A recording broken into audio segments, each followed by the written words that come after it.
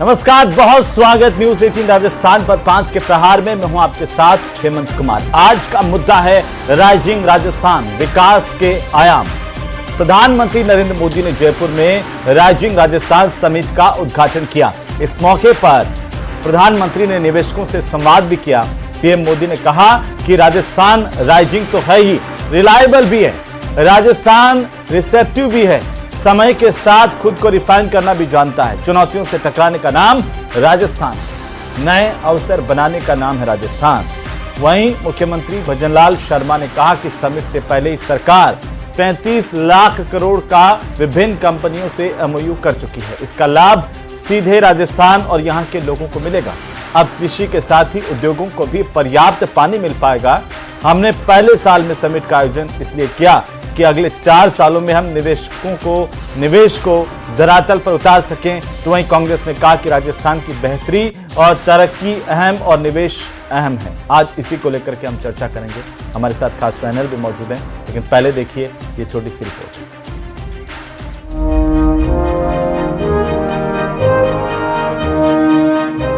Rising Rajasthan से खुले निवेश के द्वार।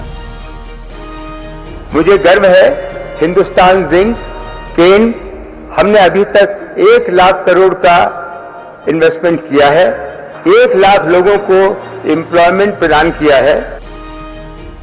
35 लाख करोड़ का विभिन्न कंपनियों से हुआ MOU. The Adani Group plans to invest over rupees 7.5 lakh crores across various sectors of the state economy. The Mahindra Group has created direct employment for over 5,000 people in Rajasthan today, with plans in place to increase this significantly over the next 5 years. PM Modi बोले, राजस्थान ने हर क्षेत्र में किया बेहतरीन काम। राजस्थान के लोगों का दिल भी उतना ही बड़ा है।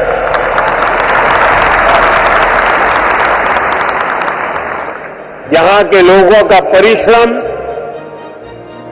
उनकी ईमानदारी, कठिन से कठिन लक्ष्य को पाने की इच्छा शक्ति, राष्ट्र प्रथम को सर्वोपरि रखने की भावना, देश के लिए कुछ भी कर गुजरने की प्रेरणा, ये आपको राजस्थान की रज रज में, कण कण में दिखाई देती है।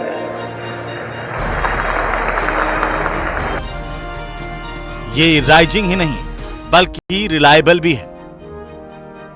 हमारी सरकार विकास भी, विरासत भी इस मंत्र पर चल रही है और इसका बहुत बड़ा लाभ राजस्थान को हो रहा है।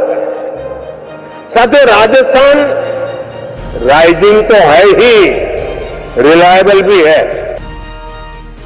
सीएम ने बताई राजस्थान में उद्योगों की अपार संभावनाएं। राजस्थान क्षेत्रफल की दृष्टि से तो देश का सबसे बड़ा प्रदेश है ही। इसके साथ ही यह निवेश और विकास की असीमित संभावनाएं भी हैं। कांग्रेस ने कहा, राजस्थान की बेहतरी के लिए निवेश अहम। हम सब लोग मिलकर के इस राजस्थान कैसे प्रगति करे, इसमें हम सब साथ हैं, किसी में कोई दो राय नहीं हो सकती है। राइजिंग राजस्थान, विकास के आयाम।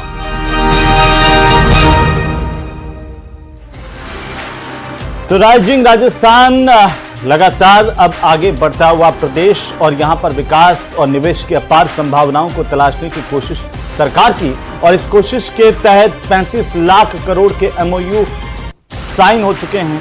धरातल पर कैसे उतरेंगे, राजस्थान के लिए कितना महत्वपूर्ण है, राजस्थान प्रगति के मार्ग पर इससे कैसे आगे बढ़ेगा, क्या विकास के नए पंख लगेंगे, इस पर तमाम बातों को लेकर आज चर्चा करेंगे। प्रदेश की सबसे बड़ी चर्चा की शुरुआत करें उससे पहले मेहमानों का परिचय करवा दूं। सुरेश गर्ग हमारे साथ हैं, भारतीय जनता पार्टी के प्रवक्ता और पौरुष भारद्वाज हमारे साथ हैं, कांग्रेस पार्टी के प्रवक्ता।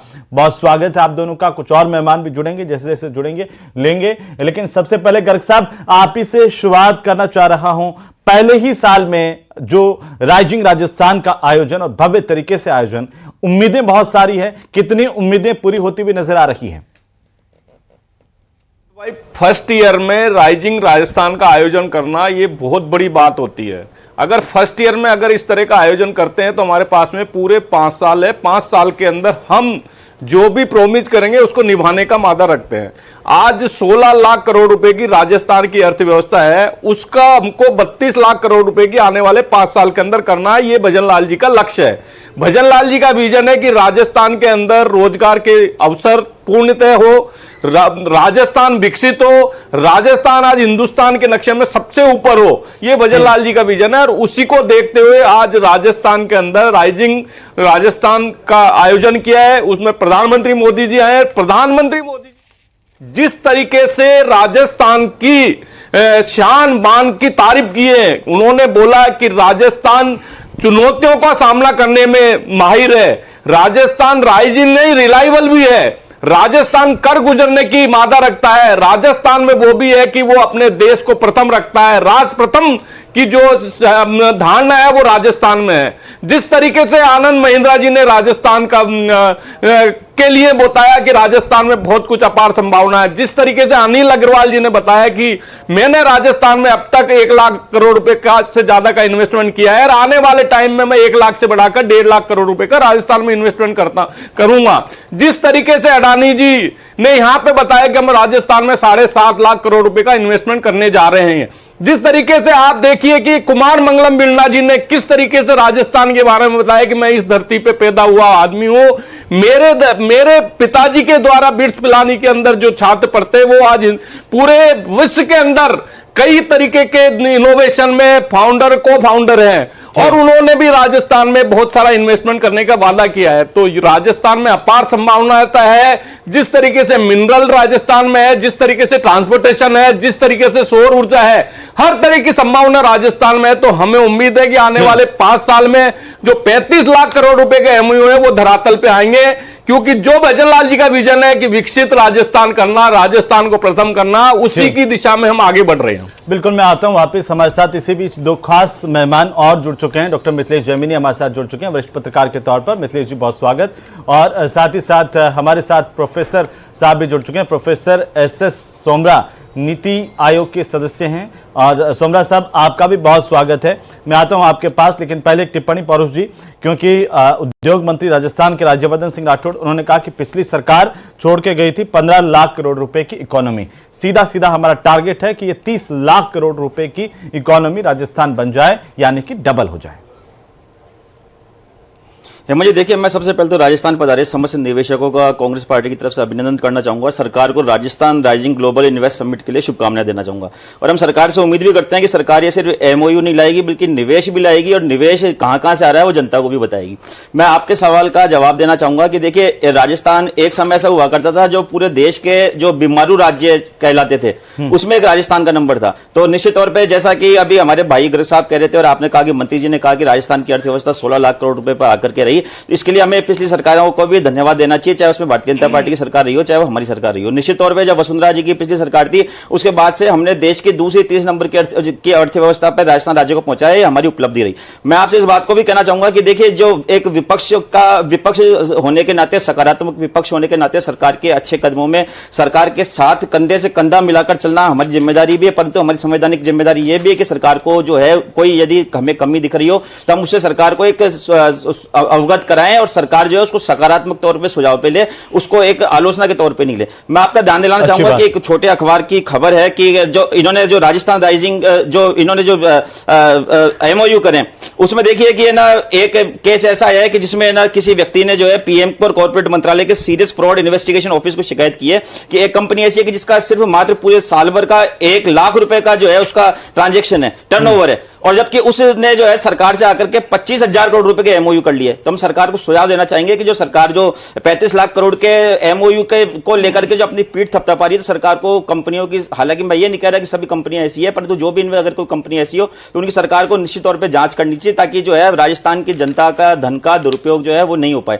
दूसरी बात, साथ ही साथ सरकार को कहना चाहूंगा कि जो सीरियस जो हमारे इन्वेस्टर हैं उनके लिए देखिए, जो भी सरकार की तरफ से सुविधाएं, बेसिक इंफ्रास्ट्रक्चर, चाहे वो है ना आप सफाई हो, चाहे वो सुरक्षा हो, चाहे वो स्वास्थ्य हो, उस पर सरकार को मूलभूत आवश्यकताओं पर बिल्कुल ध्यान देना चाहिए। जिस प्रकार हमने जयपुर में देखा कि पिछले 4 महीने से तैयारी चल रही है, उसके बावजूद जयपुर में 2-2 नगर निगम होते हैं, उसके बावजूद भी सफाई व्यवस्था ढंग से नहीं हो पाती। आलम यह होता है कि जहां पे वीआईपी जगह है वहां पे पेड़ पौधे लगा दिए जाते हैं, गमले लगा दिए जाते हैं सजाने के लिए, और जो कच्ची बस्तियां हैं वो आज भी पर्दे से ढकी हुई है। जिस प्रकार ऐसे में मैं इस बात को कहना चाहूंगा कि हमें हमारे सुधार कर लेते हैं, उनका डेवलपमेंट हो जाता है, तो आज देखने की जरूरत नहीं पड़ती। हेमंत जी निश्चित तौर पे डेवलपमेंट हुआ। जो समिट राजस्थान हमारे समय में हुई थी उसकी हमने शुरुआत कहां ढकी गई थी वो पिछली बार में मैं देख रहा था, मैं बता दूं आपको।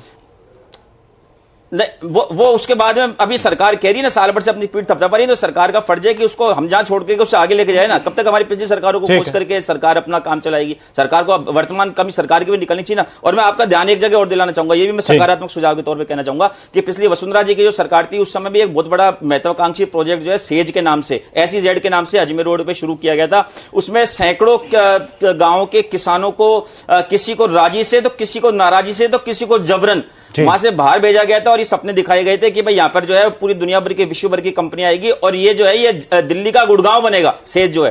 परंतु आज उसकी स्थिति हो गई कि वो उजाड़ पड़ा है, वीरान पड़ा है। तो सरकार जो है वो नए इन्वेस्टमेंट लाई, उसका निश्चित तौर पर कांग्रेस पार्टी स्वागत करती है। परंतु साथ ही साथ जो हमारे द्वारा जो समिट राजस्थान किया गया था, और उससे पहले जो वसुंधरा जी के द्वारा जो इस तरह के जो MOU किए गए थे, उस पर भी सरकार ध्यान दे और इन सभी को पैरेलल तरीके से आगे बढ़ाए, ताकि राजस्थान जो है विकास की दिशा में, प्रगति की दिशा में, आर्थिक उन्नति की दिशा में नया कदम, नए सोपान स्थापित करे। मैं ये बात कहना चाहूंगा। हाँ बिल्कुल परोजी, मैं वापस आ जाऊंगा। प्रोफेसर SS सोमरा साहब हमारे साथ हैं, सदस्य नीति आयोग के।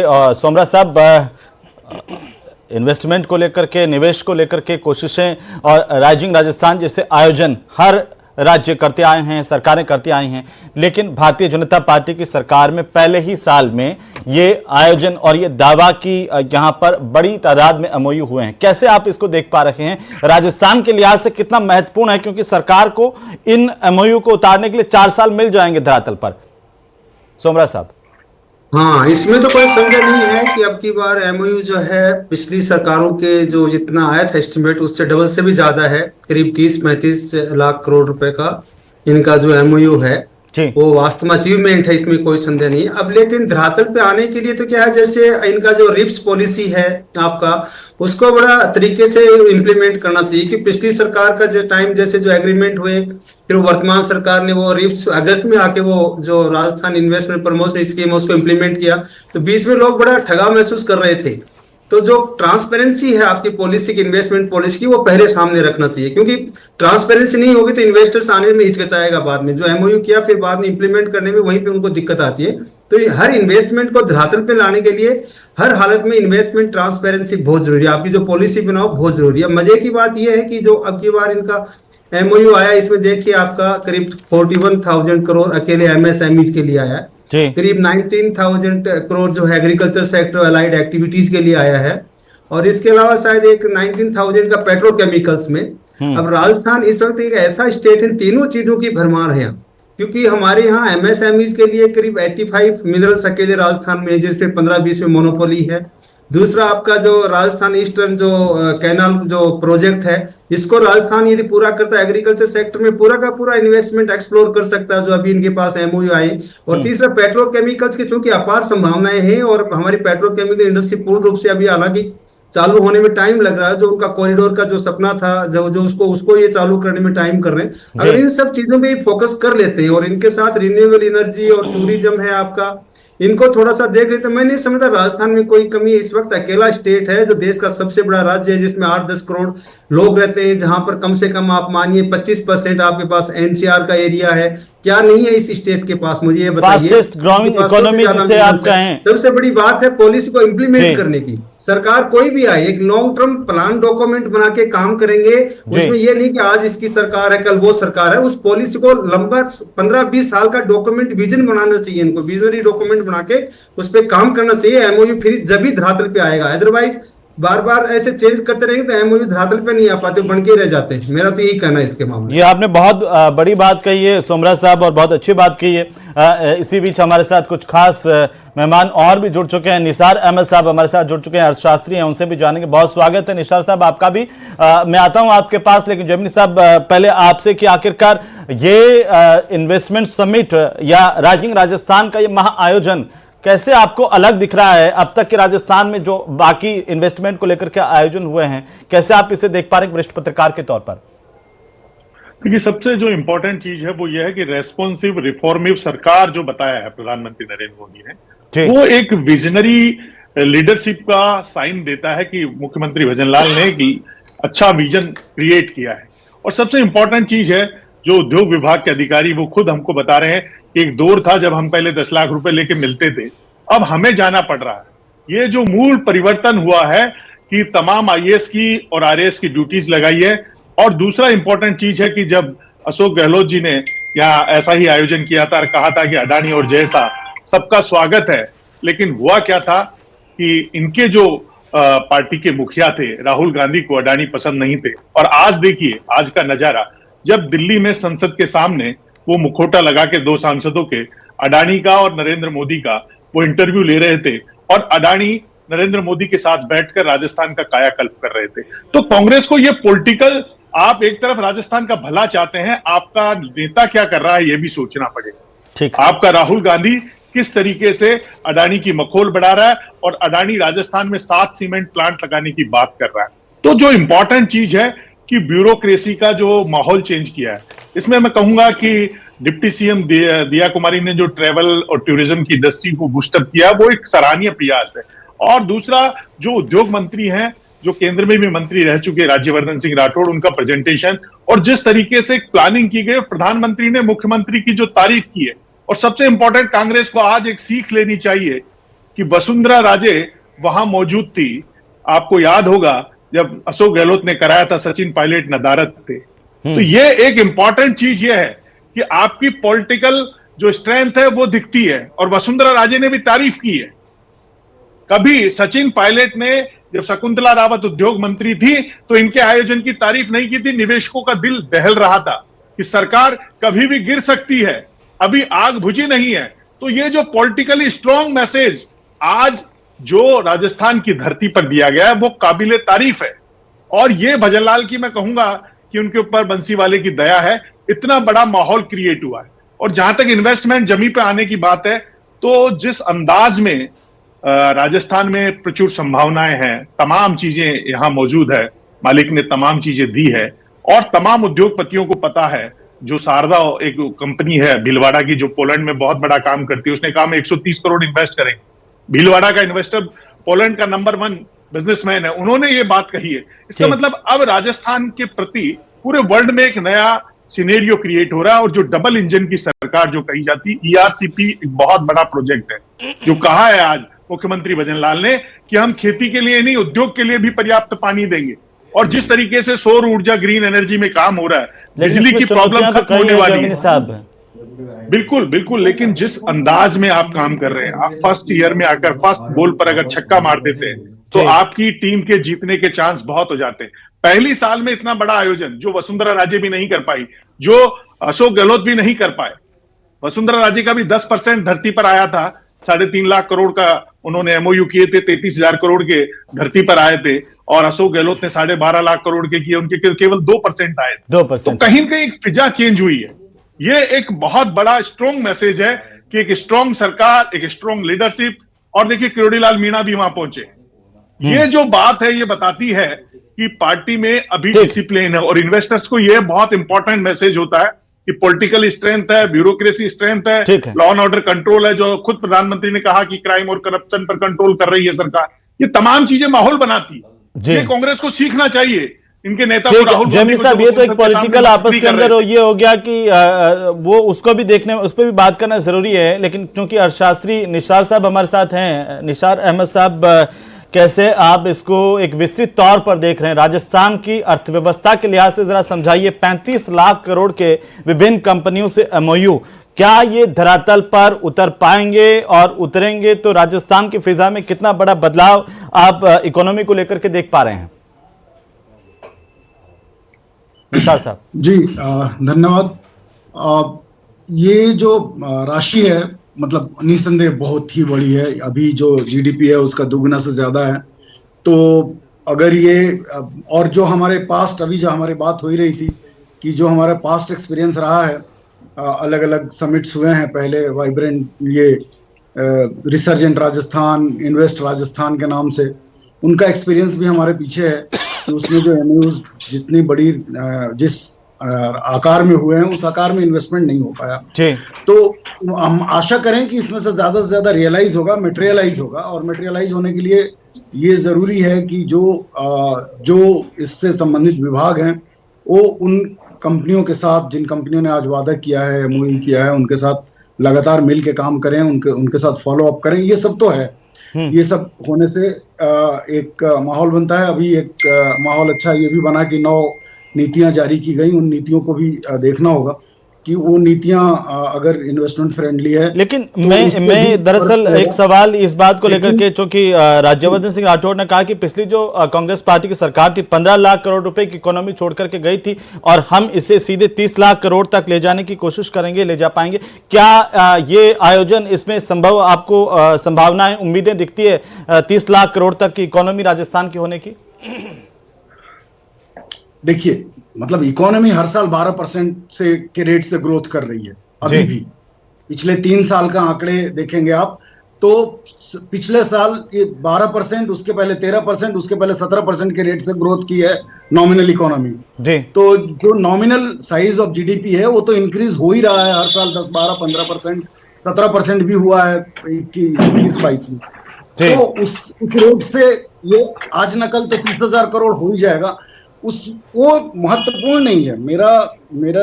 मैं जो बात रखना चाहता हूँ ये रखना चाहता हूँ कि अर्थव्यवस्था का आकार कितनी तेजी से आगे बढ़ रहा है। ये तो होता रहेगा, कभी कोई दिक्कत आएगा तो कम भी हो जाएगा, कोविड आया तो स्पीड भी कम हो गया।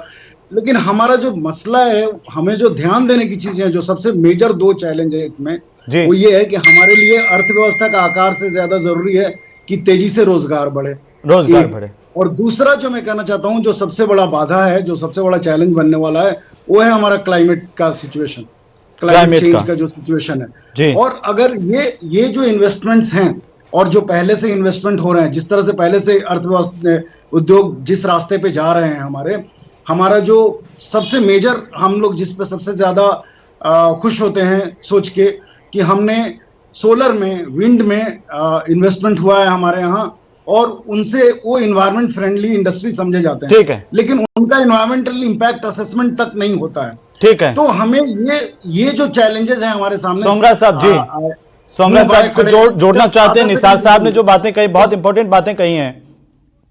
पॉलिटिकली आरोप प्रत्यारोप तो चलते रहेंगे, लेकिन रोजगार के लिहाज से, क्लाइमेट के लिहाज से ये कितने चैलेंजिंग है? राइट। इसमें देखिए, अपना जो सस्टेनेबल इन्वेस्टमेंट और इन्वेस्टमेंट सस्टेनेबिलिटी की जो बात करते हैं, वो बहुत बड़ा इंपॉर्टेंट इश्यू है कि वर्तमान में जो डेवलपमेंट है वो सस्टेनेबल डेवलपमेंट हो चुका है जी। और राजस्थान चूंकि एक ऐसा स्टेट है जहां पर long term public private partnership investment जो है वो करना चाहिए सरकार को, कि उसकी जैसे स्टेट की लायबिलिटी और स्टेट की जो क्रेडिबिलिटी विद गवर्नमेंट वो बनी रहती है, और उससे पर कैपिटा इनकम में जो इंप्रूवमेंट होगा, स्टेट की जो रेवेन्यू उसमें भी इंप्रूवमेंट होगा। तो बेसिकली फोकस हमें ऐसे एरिया पे करना चाहिए जिसकी अवेलेबिलिटी, जैसे एमएसएमईज है, हमारा जो ये ईस्टर्न कॉरिडोर है, कैनाल कॉरिडोर वाला जो कैनाल प्रोजेक्ट वाला जो इश्यू है, हमारे पास रिन्यूएबल एनर्जी वाला जो इश्यू है, और इसके अलावा राजस्थान का जो खुद का अपना जो ट्रांसपोर्टेशन का इस वक्त जो हमारी गति शक्ति योजना, और उम्मीद है कि जब ये इतना बड़ा आयोजन हो रहा है सोमराज साहब और अहमद साहब, तो सरकार इन चीजों को भी नजरअंदाज नहीं कर रही है और राजस्थान एक विकास के रास्ते पर आगे बढ़ चला है। उम्मीद की जानी चाहिए कि हम सब मिल करके और इस राजस्थान को और ज्यादा राइज करने की कोशिश करेंगे। उम्मीद की जानी चाहिए कि और ज्यादा निवेश आएगा, रोजगार भी बढ़ेगा और तमाम चीजें बदलेंगी। बहुत शुक्रिया चर्चा में शामिल होने के लिए। 5 के प्रहार में इतना ही। नमस्कार।